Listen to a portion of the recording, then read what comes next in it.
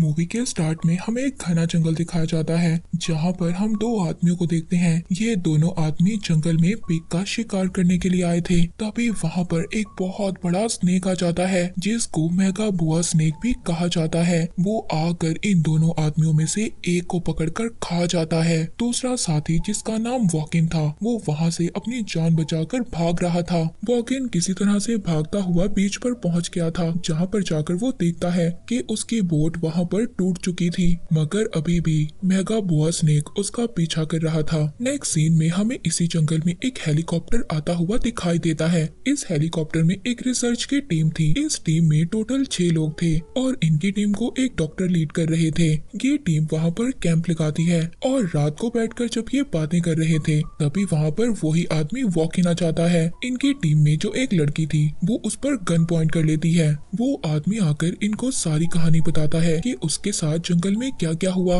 मगर यहाँ पर ये आदमी इन सब लोगों को उस मेगा बुआ स्नेक के बारे में बिल्कुल भी कुछ नहीं बताता कि वो साइज में कितना ज्यादा बड़ा है और वो एक झटके में ही एक आदमी को पूरा निकल जाता है। यहाँ पर डॉक्टर उस आदमी वॉकिन से कहते हैं कि परसों हमें हेलीकॉप्टर लेने के लिए आ जाएगा और जब तक तुम हमारे साथ रह सकते हो। इनके पास कोई एक्स्ट्रा टेंट नहीं था, इसीलिए ये आदमी बीच के किनारे पर जाकर सो जाता है। अगली सुबह जब डॉक्टर अपना शूज पहन रहे थे तो वो अचानक से चिल्लाने लगते हैं। उनके शूज में से एक जहरीला स्पाइडर निकलता है जिसने डॉक्टर को काट लिया था। डॉक्टर के स्टूडेंट उनको फर्स्ट एड करने की कोशिश कर रहे थे तभी वहाँ पर वो आदमी वॉक इन आ जाता है और आकर सबसे कह रहा था कि जरूर डॉक्टर को जहरीले स्पाइडर ने काटा होगा और बिना किसी ट्रीटमेंट के डॉक्टर के पास सिर्फ 36 घंटे हैं। इसके बाद डॉक्टर हेलीकॉप्टर हेडक्वार्टर में कॉल करते हैं। वहाँ पर उनकी जब रिसेप्शनिस्ट से बात होती है तो कहते हैं कि मुझे एक जहरीले स्पाइडर ने काट लिया है, जल्दी हेलीकॉप्टर भेज दिया जाए। मगर वो रिसेप्शनिस्ट लड़की ये कह रही थी कि परसों तक हेलीकॉप्टर आ सकता है क्योंकि वेदर कंडीशन कुछ ठीक नहीं है। वो आदमी कहता है कि परसों तक तो आप अपने पाँव पर भी खड़े नहीं हो पाओगे, इसलिए वो अब यहाँ पर इनको हर्बल ट्रीटमेंट के बारे में बताता है। मगर इस हर्बल ट्रीटमेंट के लिए उन्हें जंगल में जाना होगा। वो इनको एक फ्लावर के बारे में बताता है जो जंगल के बीचों बीच है। उस फ्लावर से डॉक्टर बिल्कुल ठीक हो सकते हैं। यहाँ पर जो ये रिसर्च टीम थी इनमें से एक लड़की कहती है कि मैं डॉक्टर के साथ रहूंगी और बाकी के 4 लोग वॉकिंग के साथ जंगल में निकल जाते हैं उस फ्लावर को ढूंढने के लिए। जब ये लोग काफी ज्यादा चलने के बाद जंगल के बिल्कुल बीचों बीच जाकर उस फ्लावर के ट्री को देखते हैं तो वो जो आदमी वॉक इन था इसके अलावा सब लोग हैरान हो जाते हैं क्योंकि उस ट्री पर बहुत सारे स्नेक्स लिपटे हुए थे। वॉक इन यहाँ पर कहता है कि हमें इन स्नेक्स को बगैर जगाए यहाँ से ये फूल लेकर जाना होगा, मगर मैं इस दरख्त पर नहीं चढ़ सकता। अब इनकी टीम में से एक लड़का तैयार हो जाता है कि वो इस दरख्त पर चढ़कर इस फ्लावर को ले लेगा, मगर यहाँ पर वो ही मेगा बुआ स्नेक आ जाता है। ये सब रिसर्च टीम हैरान हो जाती है क्योंकि इन्होंने अपनी लाइफ में इतना बड़ा स्नेक कभी नहीं देखा था। तो ये सब लोग डरकर भागने लगते हैं। जब ये थक कर थोड़ा सा रुकते हैं तो ये मेगा बुआ स्नेक के बारे में बात करते हैं। तभी ये लोग नोटिस करते हैं कि इनके साथ इनकी टीम का एक मेंबर नहीं है। ये सब लोग उसको आवाज देने लगते हैं। दूसरी तरफ उस टीम मेंबर को भी ये रियलाइज हो गया था कि वो अपने ग्रुप से अलग हो गया है। तभी अचानक से उसको एक आवाज सुनाई देती है और वो डरकर छुप जाता है और वो बिग स्नेक उसको जकड़ लेता है और खा जाता है। दूसरी तरफ वो आदमी वॉक इन उन सबको मना कर रहा था कि प्लीज जोर से आवाज मत करो, तुम्हारा साथी तो यहाँ पर नहीं आएगा, मगर हाँ कोई और मुसीबत यहाँ पर जरूर आ सकती है। ये सब लोग प्लान करते हैं कि इन्हें दोबारा से उसी ट्री के पास जाना होगा क्योंकि वहीं पर इन्होंने अपने साथी को देखा था। वो आदमी वॉक इन कहता है कि मेरे पास ट्रैंकुलाइजर्स हैं जिससे कि अगर दोबारा से उसके सामने वो मेगा बुआ स्नेक आ जाएगा तो वो उसको डिस्ट्रैक्ट कर सकता है। तभी उस रिसर्च टीम में से एक लड़की कहती है कि मेरे पास भी फ्लेयर गन है जिसमें 3 बुलेट्स हैं और मैं भी उस बिग स्नेक को डिस्ट्रैक्ट कर सकती हूँ। लेकिन इनकी टीम में जो दूसरी लड़की थी वो बहुत ज्यादा डरी हुई थी, वो वहाँ पर जाने के लिए तैयार नहीं थी।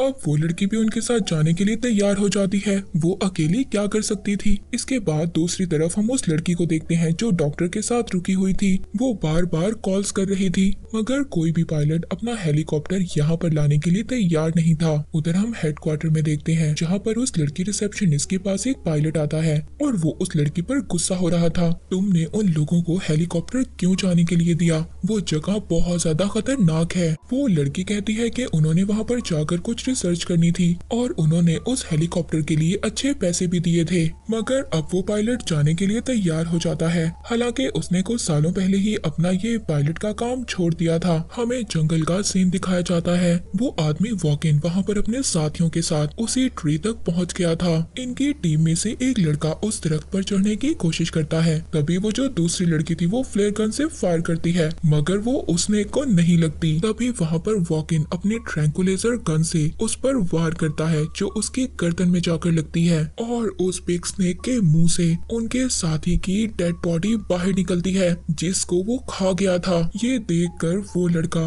जो दरख्त पर चढ़ रहा था वो नीचे गिर जाता है और ये अब चारों भागकर दूर चले जाते हैं। वो आदमी कहता है कि मेरे पास डायनामाइट है और हमें अपने साथी की डेथ का बदला उस बिग स्नेक से लेना होगा, और हाँ, हम साथ ही उस फ्लावर को भी लेकर जाएंगे। अगर हमने उस फ्लावर को ना लिया तो हम अपने साथी डॉक्टर को भी मरता हुआ देखेंगे। ये सुनकर लड़की बहुत ज्यादा हैरान होती है, कहती है अच्छा तुम्हारे पास डायनामाइट है तो तुम इस जंगल में क्या कर रहे हो। वो कहता है कि इस जंगल में बड़ी छोटी बहुत ज्यादा मुसीबतें हैं। ये सुनकर वो लड़की कहती है कि तुम्हें पहले ही पता था इस स्नेक के बारे में और तुम जानबूझकर हमें इस जंगल में लाए हो। वो वॉकिन पर बहुत ज्यादा गुस्सा करते हैं और अब वो तीनों मिलकर ये डिसाइड करते हैं कि वो वॉकिन के बगैर ही अपने कैंप तक वापस जाएंगे। वॉकिन कहता है कि तुम मेरे बगैर अपने कैंप तक वापस नहीं जा सकते, क्योंकि इस जंगल में जगह जगह खतरा है और बहुत सारे हंटर्स ने तो यहाँ पर अलग अलग किस्म के ट्रैप को फिट किया हुआ है। रिसर्च टीम में से लड़का कहता है कि तुम भी हमारे साथ चलो,